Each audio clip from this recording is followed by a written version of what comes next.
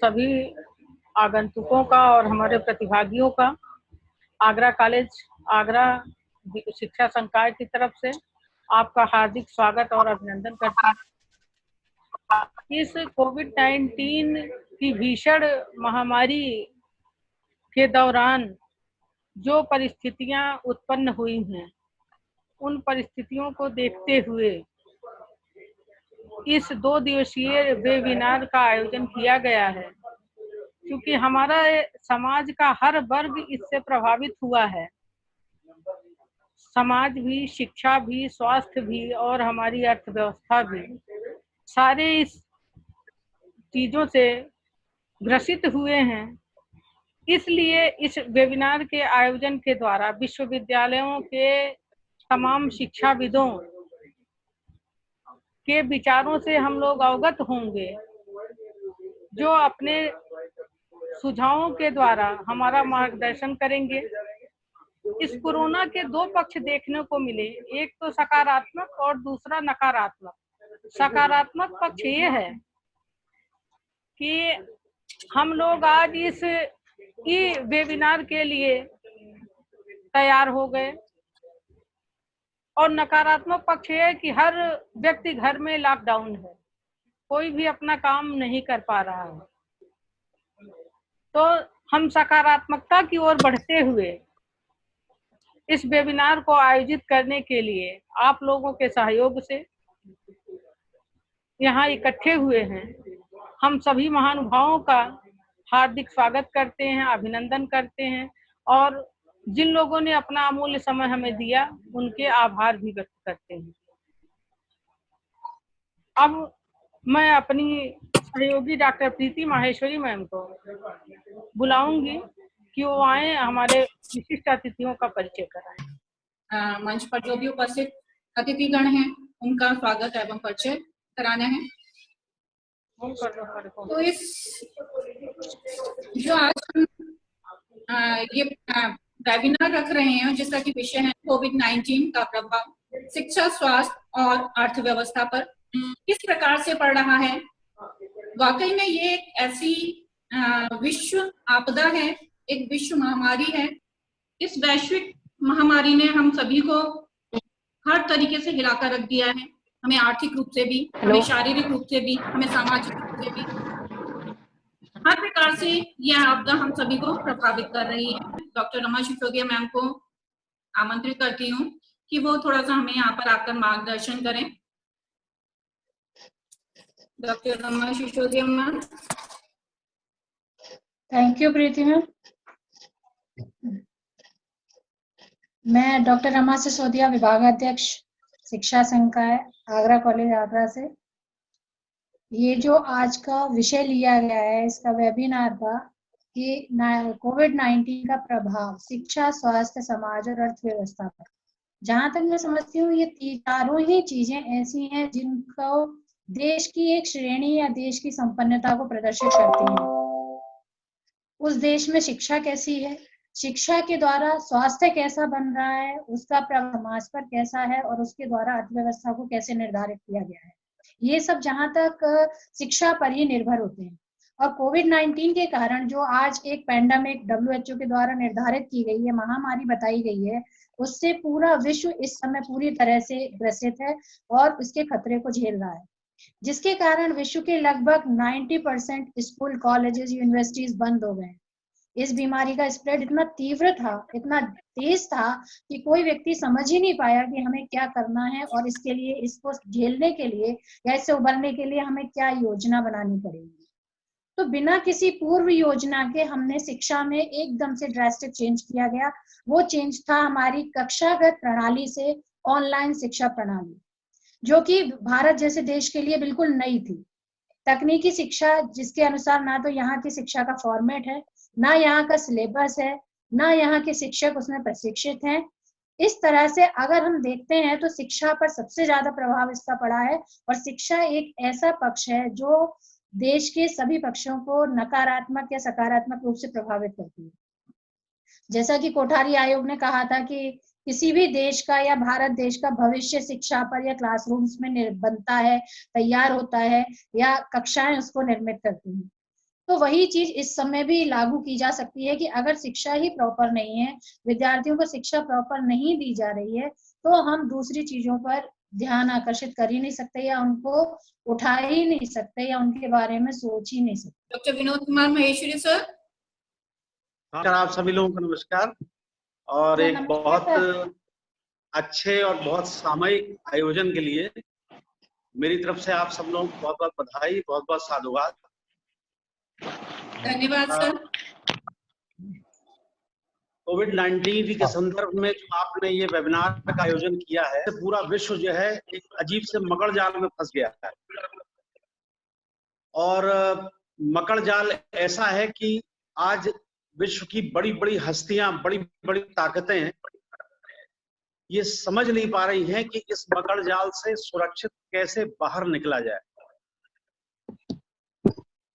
मेरा मानना है, और ये स्वीकार्य भी है, पूरा विश्व इसे एडमिट कर रहा है कि कोविड-19 का प्रभाव जीवन के किसी भी 1, 2, 3, 4, 5 क्षेत्रों में नहीं पड़ने वाला। इसका प्रभाव तो वास्तव में जीवन के हर पहलू, हर क्षेत्र, हर एरिया में पड़ेगा और बहुत लंबे समय तक इसका दुष्परिणाम हम लोगों को देखने को मिलेगा, अनुभव करने को मिलेगा, और वो अनुभव हमें करना पड़ेगा। अब जब जीवन का हर क्षेत्र प्रभावित होने जा रहा है, हो गया है, आगे भी होता रहेगा, तो शिक्षा, स्वास्थ्य, अर्थव्यवस्था, जो मूलभूत समाज की आवश्यकताएं हैं, जीवनदायिनी हैं, वो अछूती कैसे रह सकती।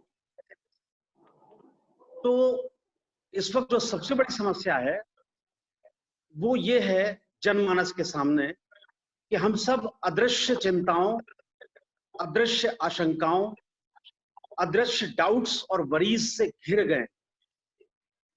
हमें ये नहीं समझ में आ रहा है कि वर्तमान में क्या होगा, कल भविष्य में क्या होगा, या सुदूर भविष्य में क्या होगा। ये चीजें अभी हम लोगों की पकड़ से बाहर है, समझ से बाहर है। जैसे अंग्रेजी में कहते हैं फिंगर्स क्रॉस्ड, हमारी अभी समझ में ये बात नहीं आ रही।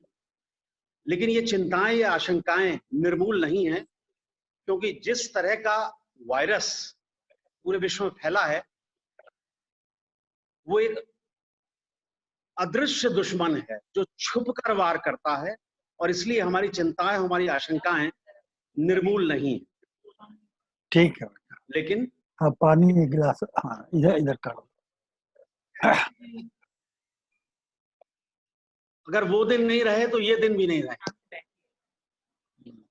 अगर अच्छे दिन से हम कहीं खराब दिन में आ गए हैं तो खराब दिन से अच्छे दिन भी आएंगे, क्योंकि परिवर्तन प्रकृति का नियम है। Change is the law of nature. तो हमें ये आशान्वित रहना है, होपफुल रहना है कि भविष्य में जो भी अंधकार के काले बादल घिर गए हैं उनसे हम सब निकलेंगे। प्रोफेसर दिलीश्वर मिश्र, पूर्व कुलपति, महात्मा गांधी अंतर्राष्ट्रीय हिंदी विश्वविद्यालय, वर्धा, महाराष्ट्र से मौजूद हैं। आगरा कॉलेज आगरा द्वारा आयोजित आज के इस वेबिनार में मैं आप सबका हार्दिक अभिनंदन करता हूं और आशा करता हूं कि आप सब स्वस्थ होंगे और इस महामारी के दौर में भी अपनी जिजीविका को बनाए रखे हुए होंगे। आज जिस विषय पर चर्चा की गई है उस विषय के एक पक्ष को लेकर हम आपका ध्यान आकृष्ट करेंगे, और वह विषय है कि जो हमारी जीवनचर्या है उसकी वरीयताओं के ऊपर विचार किया जाए।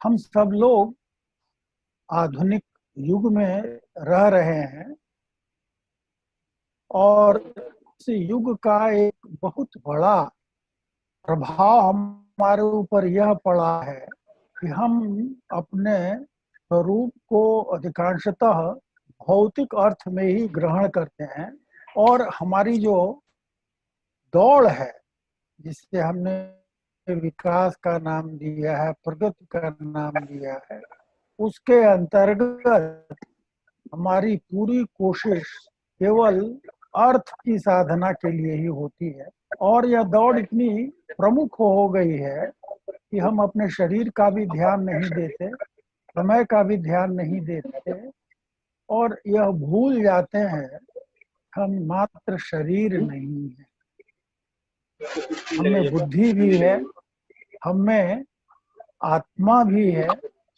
और यह जो हमारा संपूर्ण स्वरूप है वह कहीं न कहीं हमको विचार करने के लिए एक नया आधार देता है।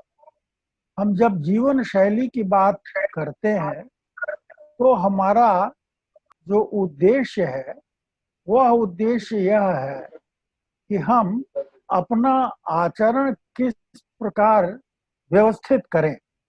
हम सब लोग जानते हैं कि मनुष्य के रूप में हमारी बहुत सारी आवश्यकताएं हैं, शरीर की आवश्यकताएं हैं, सामाजिक आवश्यकताएं हैं, बहुत सारी ऐसी आवश्यकताएं हैं जिनके लिए हम निरंतर प्रयास करते रहते हैं।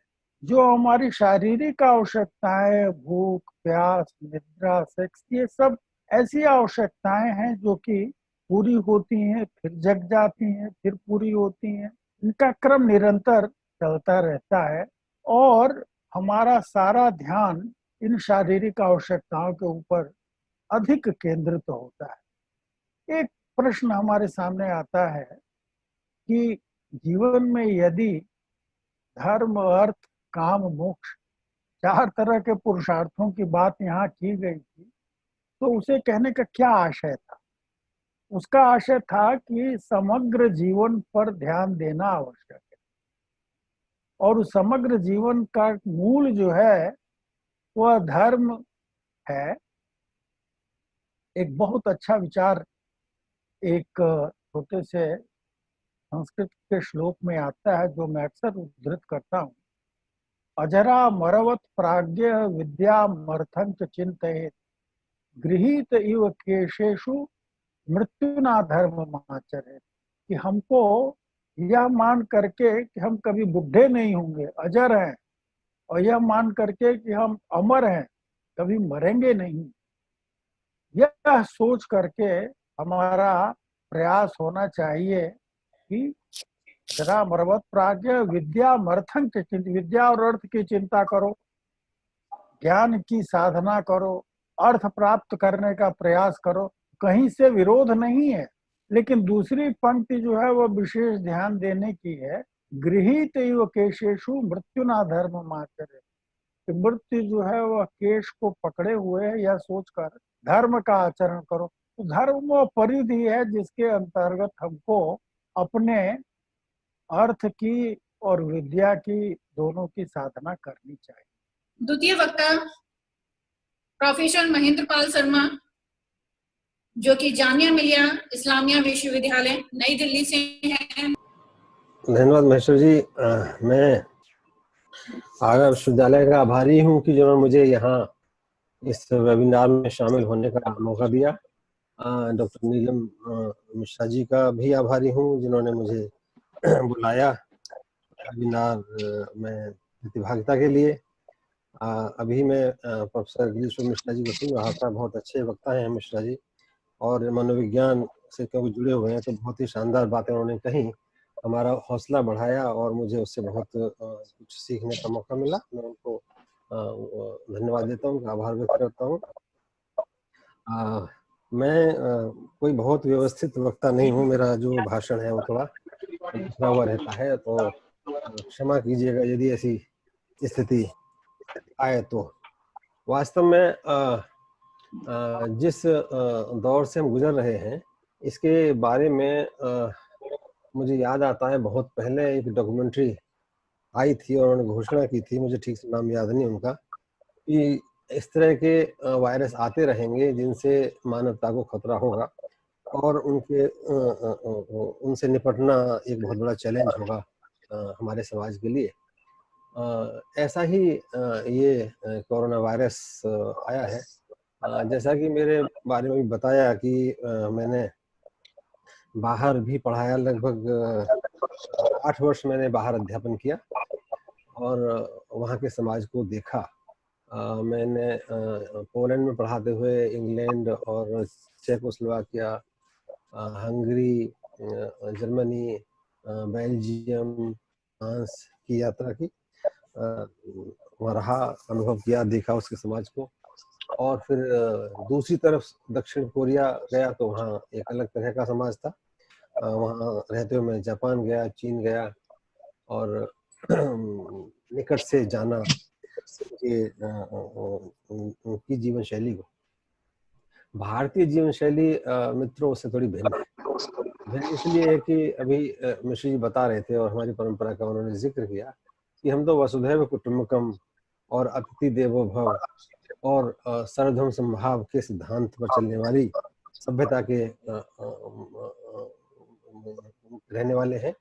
और हमारा जो समाज है वो सामूहिकता, समूह में विश्वास करता है, एकाकीपन का समर्थन नहीं करता।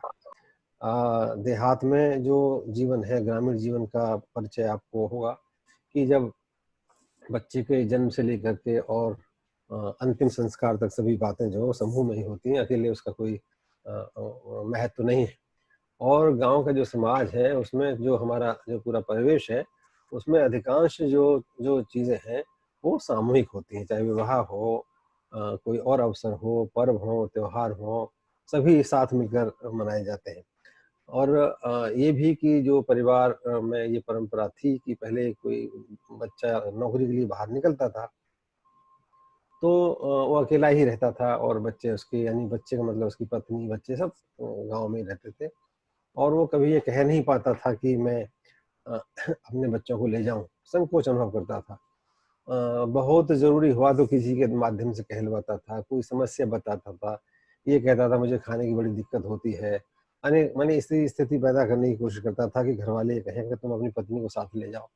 तो इस तरह का संकोच उस तरह के समाज में था। मेरे पड़ोस में एक वृद्ध दंपति रहते हैं। मैं कोरोना के से पहले, यानी शायद नवंबर की बात है, उनसे मिलने गया। एक मेरे दोस्त को मकान लेना था तो उसको देखने गए तो एक 2 कमरे के मकान में वो रह रहे थे। तो मैंने उनको पहचान लिया। मैंने कहा आप तो बहुत पहले एक बड़े मकान में रहते थे और आपका बेटा था, तो क्या हुआ? तो उन्होंने कहा कि बेटे का तो अब नाम मत लीजिए। मैंने कहा वो तो बड़ा आपको प्रेम करता था और आप उसके बिना तो कुछ करते ही नहीं थे, और अचानक क्या हो गया? तो उनका विवाह के बाद उसका रवैया बदल गया और हालत ये है कि हम किराए के मकान में रहते हैं, उस पर उसने कब्जा कर लिया। तो ये भी एक भारतीय समाज का एक रूप है जो नया देखने को आ रहा है। ग्रामीण और शहरी जीवन का जो अंतर है वो हम यहाँ देखते हैं उस तरह से। लेकिन कोरोना ने तो समाज को बिल्कुल ही एक ऐसे रूप में ला दिया कि हम विश्वास नहीं कर पा रहे हैं कि ऐसी स्थितियां भी हमारे सामने आ जाएंगी। हमारे डॉक्टर के.एन. त्रिपाठी, विभाग अध्यक्ष मनोविज्ञान विभाग, बरकतुल्ला विश्वविद्यालय भोपाल से शिक्षा संकाय आगरा कॉलेज आगरा के द्वारा ये आयोजित जो वेबिनार है काफी सूचना प्रदान कर रहा है। मैं निरंतर जो हमारे विद्वान वक्तागण हैं उनका मैंने अभी उद्बोधन सुना है। बहुत सारी चीजें हैं जो उथल पुथल हमारे मन में चल रही है, उसकी व्याख्या इन लोगों ने अपने तरह से अलग अलग दी। मेरा जो विचार विमर्श का विषय मैंने चुना है वो है कोविड-19 का मनोवैज्ञानिक एवं सामाजिक प्रभाव। हम ये देख रहे हैं कि जब से ये महामारी आई है, यह एक अदृश्य शत्रु की तरह किस तरह हमारे जीवन को प्रभावित कर रही है, इसके बारे में हमको जानकारी नहीं हो रही है। इसका कोई ठिकाना नहीं है कब इस संक्रमण से हम प्रभावित हो जाएं, और अनेक तरह के मनोवैज्ञानिक और सामाजिक प्रभाव का अनुभव हम अपने जीवन में जब से कोरोना वायरस का प्रादुर्भाव देश में हुआ है व्यापक तरीके से हम कर रहे हैं। अब सवाल ये है कि ये जो कोरोना वायरस का संक्रमण है या इसका प्रभाव है जो हमारे जनमानस तक धीरे धीरे पहुंच रहा है, पूरा देश इससे प्रभावित हो रहा है, तो इसके फैलाव से जो मनोवैज्ञानिक प्रभाव लोगों में पड़ा हुआ है, पूरे विश्व के लोगों में, लोग डरे हुए हैं और किसी न किसी तरह इस महामारी के प्रत्यक्षीकरण ने पूरे विश्व को प्रभावित किया है। इसके कारण अनेक प्रकार के मनश्चिंताएं हमारे मन में प्रकट हो रही हैं। हम सभी लोग जब भी कोरोना की बात होती है तो एक अनिश्चितता का अनुभव करते हैं। यह अनिश्चितता कोरोना के परिणामों को लेकर होती है कि अगर हम कोरोना से प्रभावित होंगे या हम किन चीजों से कोरोना से प्रभावित हो सकते हैं, ये सारी चीजें हमारे मन में आती हैं। तो एक तरह के अनसर्टेनिटी जो है हमको प्रभावित करती है, जो हमारे सोच को प्रभावित करती है, हमारे व्यवहार को प्रभावित करते हैं, लोगों से हमारी अंतःक्रिया को प्रभावित करती है। दूसरा महत्वपूर्ण मनोवैज्ञानिक प्रभाव मेरा मानना है जो हम सभी लोग अनुभव कर रहे हैं, वह है एक असुरक्षा की भावना का होना। हम सभी लोग अपने आप को असुरक्षित मान रहे हैं। हमारे मन में आशंकाएं बनी रहती हैं, यदि इस वायरस से हम प्रभावित हो गए, हमारे जीवन का क्या होगा, हमसे जुड़े हुए लोगों का क्या होगा, जो हमारे ऊपर आश्रित है उनका क्या होगा, या हमारा स्वास्थ्य किस रूप में पुनः हमको प्रभावित करेगा, पहले जैसे हम काम कर पाएंगे या नहीं, हमारी बौद्धिक क्षमता, हमारी कार्य करने की क्षमता, ये सारी चीजें पहले जैसे हो पाएंगी या नहीं, इस बात को लेकर के हम चिंता में रहते हैं। इसके अलावा आपने देखा होगा कि जो खान पान का जो हमारा एक प्रारूप होता है, उसमें भी कहीं ना कहीं गड़बड़ी का अनुभव हम कर रहे हैं। उसका कारण क्या है? दुश्चिंता। ये दुश्चिंता स्वाभाविक प्रक्रिया है, इस पर हम नियंत्रण नहीं कर पा रहे हैं, और दुश्चिंताओं के अनुभव के कारण हम इन तरह के व्यवहारिक जो एक तरह से कहिए प्रवृत्तियां हैं, यह कहीं ना कहीं बाधित हो रही हैं। नींद ना आने के कारण जो एक ताजगी होती है वह नहीं होती है, हमेशा एक ड्राउजीनेस बना होता है। इसके अतिरिक्त एक डिप्रेशन का अनुभव हम कर सकते हैं, किसी चीज में हमारा मन नहीं लगता है, हम चाहते हैं अलग थलग पड़े रहें, अपने आप से ही चिंतन करते रहें, लोगों से बहुत बातचीत करने का मन नहीं करता है। इसके अलावा एक तरह से सोशल आइसोलेशन का भी हम अनुभव करते हैं। हमारे मन में जो आशंकाएं होती हैं, पता नहीं किस व्यक्ति से हम बात करें, किस रूप में वह हमको प्रभावित करेगा या हमारे प्रति वह किस तरह का अनुभव करेगा, ये सारी शंकाएं जो मानसिक रूप से हम सभी लोगों के मन में आती हैं। Doctor Arvind Kumar Pandey sir. अखंड मंडलाकारं व्याप्तं येन चराचरं तत्पदं दर्शितं येन तस्मै श्री गुरुवे नमः। सर्वप्रथम मैं इस वेबिनार को आयोजित करने वाले जो विद्युत गण हैं उनके प्रति मैं आभार व्यक्त करता हूं और धन्यवाद भी देता हूं। इस त्रासदी के समय इन लोगों ने इस महत्वपूर्ण विषय पर चिंतन करने के लिए लोगों को प्रेरित किया और इकट्ठा भी किया। मैं शुरू से जुड़ा रहा, इनमें कई वक्तव्य मैं सुना। हमारे गुरुदेव प्रोफेसर गिरीश्वर मिश्र जी का भी वक्तव्य बड़ा अच्छा लगा। हमारे मित्र प्रोफेसर केएन त्रिपाठी जी ने मनोवैज्ञानिक आधार क्या है, क्या होना चाहिए, इसको बताया। मित्रों, मैं जो शिक्षा शास्त्र का विद्यार्थी हूँ उसी दृष्टि से सोचता हूँ। एक संस्कृत में कहावत है, सा विद्या या विमुक्त है। शिक्षा हुआ है जो हमें मुक्ति प्रदान कर। मुक्ति किससे? जो अज्ञानता है, हमारी कमजोरी है, असमर्थता है, अशक्तता है, उससे। आज स्थिति कुछ ऐसी ही है। भारत ही नहीं, पूरा विश्व एक मानवीय त्रासदी से गुजर रहा है। ऐसा संभवतः विश्व में पहले कभी नहीं हुआ होगा कि मनुष्य मनुष्य को देखकर भयभीत हो। एक सोशल डिस्टेंसिंग की बात चल रही है, बार बार अखबारों में मीडिया के द्वारा कहा जा रहा है एक सोशल डिस्टेंसिंग हो। स्थिति क्यों है? हम इस त्रासदी से बहुत भयभीत हो गए, और भयभीत क्यों है, कैसे है, इसके मनोवैज्ञानिक कारणों पर डॉक्टर कैलाश नाथ त्रिपाठी ने बड़े विस्तार से पढ़ा। जब आदमी भयभीत हो जाता है तो कमजोर होने लगता है। कमजोर होने लगता है तो वह जो सोचने समझने इच्छा है उसकी खत्म करते। विद्या जो है, शिक्षा है, वो ऐसी कमजोरी पर अधिकार प्राप्त करने की प्रक्रिया है, एक कला है।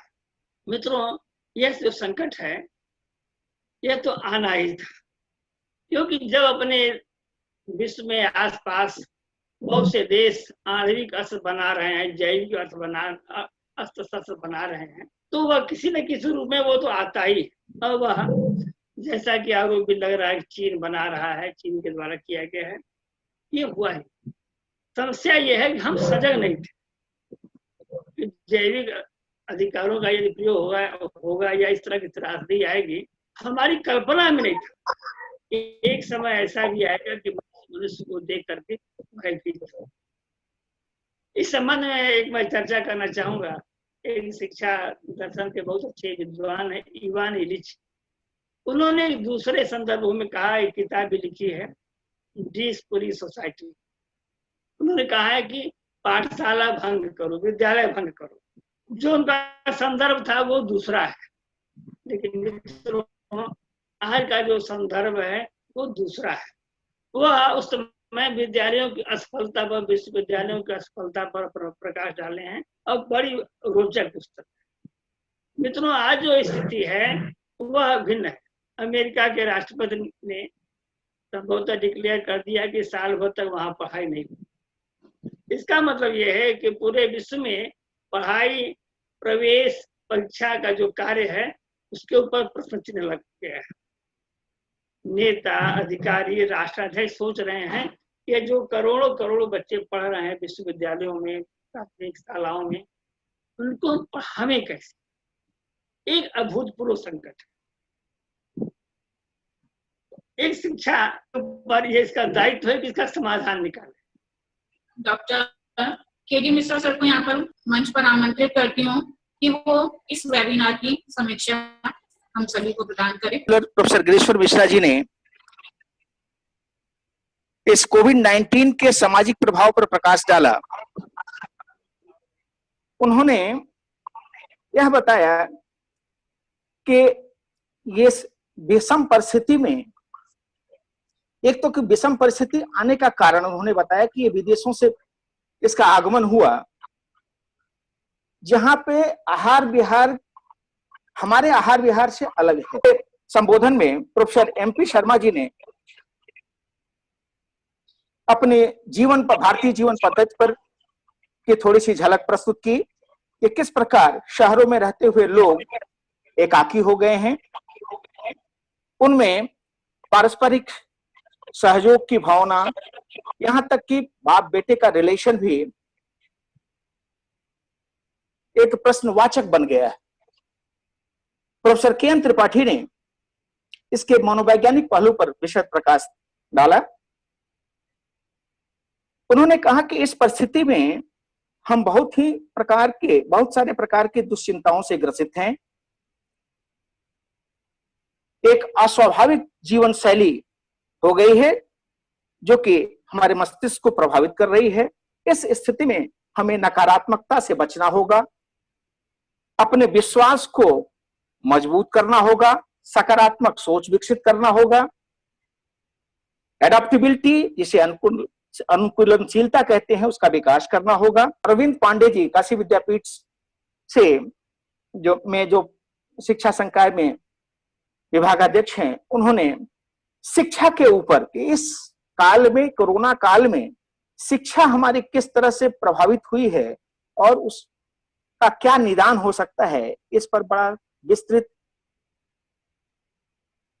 विस्तृत व्याख्या उन्होंने इसकी की। प्रतिभागियों का बहुत बहुत स्वागत, जिन्होंने अपना अमूल्य समय, अपने अमूल्य विचार हम सभी के सामने प्रस्तुत किए।